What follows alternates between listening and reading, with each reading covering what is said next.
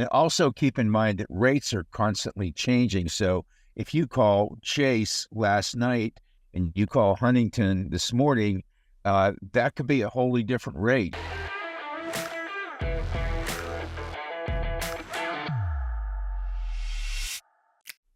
Hey there, everyone. Dave Barlow here with the gang from Sell for 1% plus one, Mr. Rich Cercone, just coming out of a closing, right, Rich? Good for you. That's right. Yeah. Interest rate that this buyer had 9.2, 9.3%, something like that.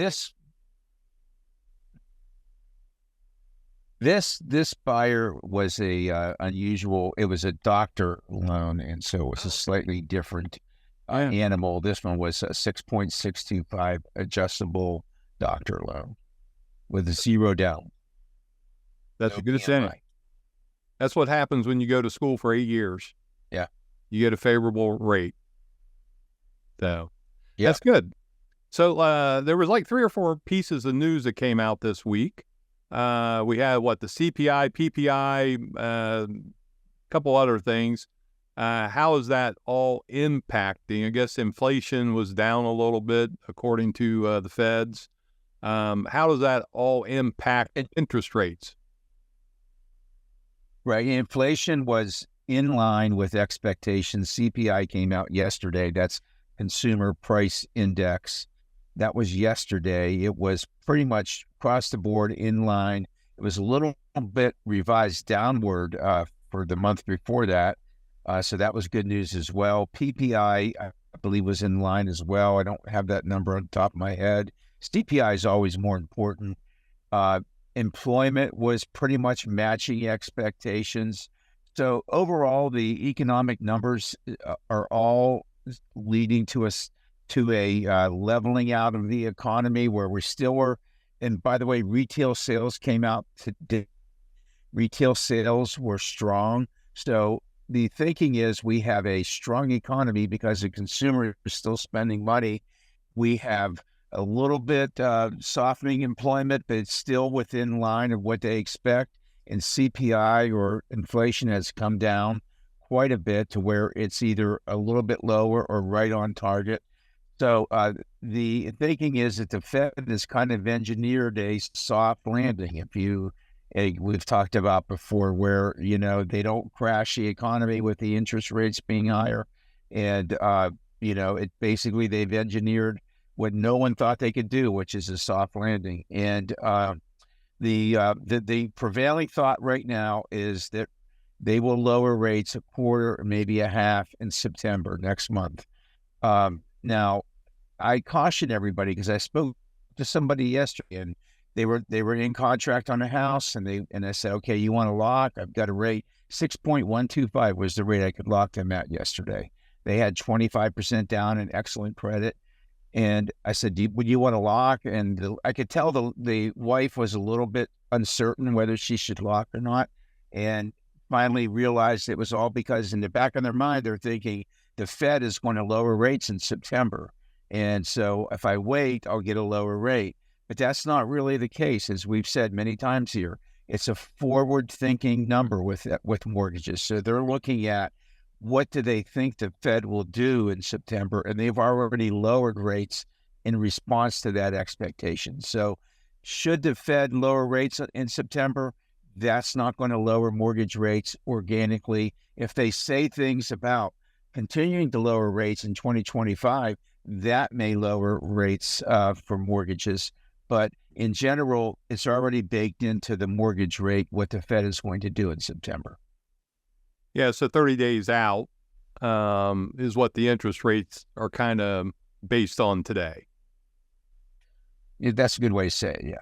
Yeah, so if you think it's going to go from 6.125 down to 5.75 in 30 days, it could, if the indications from the Fed at that meeting is that we're going to continue to lower rates, well, then those rates in 30 days could come down. Or if they say, oh, well, we're just going to hold them right here for right now and see what happens, then the interest rates won't change. Or if they say, yeah, the economy not reacting the way we want, we might be taking them up, well, then you could see interest rates go up.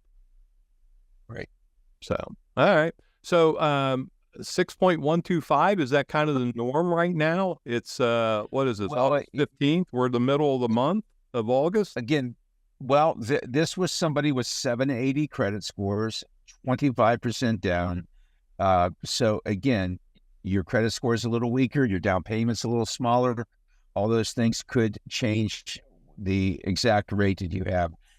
Been in the business for 28 years, and back in 1999, if you called me and said, "What's my 30-year fixed rate?" It was blah blah blah blah, and it was the same no matter who you were on the other end of the line. But Right. now it's like, how much are you financing? How much are you putting down? What's your credit score? What's the loan amount? The loan amount also matters. All those things have to be taken into account before you can quote somebody a rate. So anyone calling around just saying, "What's your interest rate?"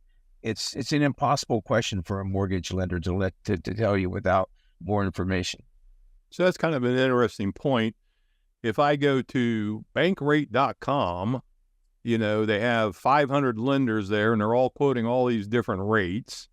It's really dependent on you as an individual, and it's not a cattle call anymore where Right.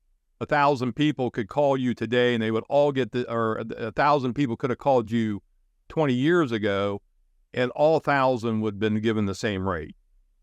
Right. And today, 1,000 people call you today, you're going to have 1,000 different rates. Right. And if you look at bankrate.com, down below where the big rate is printed, it'll have all this fine print, and it'll tell you they're basing the rate on this much down, this much credit score, and so one lender might be basing it on some completely optimal situation and giving you some incredibly low rate, but the situation is maybe something that, two out of 100 consumers could actually meet. Right. Whereas another lender on Bankrate might be quoting a wholly different scenario. So again, it's a good place to get an idea of where the ranges of interest rates are, but you really need to apply and have a lender tell you exactly where you are. So when I apply and I have the same credit, same person, I apply with you, Rich, and then I go on to Quicken Loans and apply. Why am I getting different rates there? Well, different lenders have different business Overlays. models. The same as if you go right, if you go yield amounts, right? yeah, well, if it's the same as if you go to buy a shirt at Nordstrom and the same shirt at Kohl's, you're going to pay more for the one at Nordstrom. It's just a different business model, and so you take a lender that does a lot of advertising. You see their name on stadiums. You see their advertisements in the Super Bowl. Somebody's going to pay for that, and so that adds more cost to their business model, and they have to make that up either with higher fees or higher rates, or they make it the higher rate gives them a higher yield on the loan, and then they can pay for all that advertising or how they compensate their employees. All those things matter as to why the rate could be different from one lender to another. Yeah, and I can't speak for every realtor in the city of Columbus or across the country, but I can tell you that when I recommend my clients to call Rich, I'm also recommending 2 or 3 other lenders. Sorry to tell you that, Rich, but I tell them, shop around. You apply to 3 different places, you're going to get 3 different rates, 3 different closing costs, and then hit them against each other. Call Rich back and say, hey, Quicken can beat your rate. Can you match it? You've got one shot here to get the best loan terms. It's amazing to me how many people just call their bank and get saddled up with, a high interest rate, high closing costs, and they have no clue that there's a difference between lenders. It's kind of like calling a realtor and you find out, there's a big difference between a guy who does 200 deals a year and a guy who does 3. And then it's a nice little bonus that the guy doing 200 deals a year is charging less money. So Right. It's not always the more you pay equals, higher quality. I know that that's how we've been trained, but that's not always the case, especially with lenders and realtors.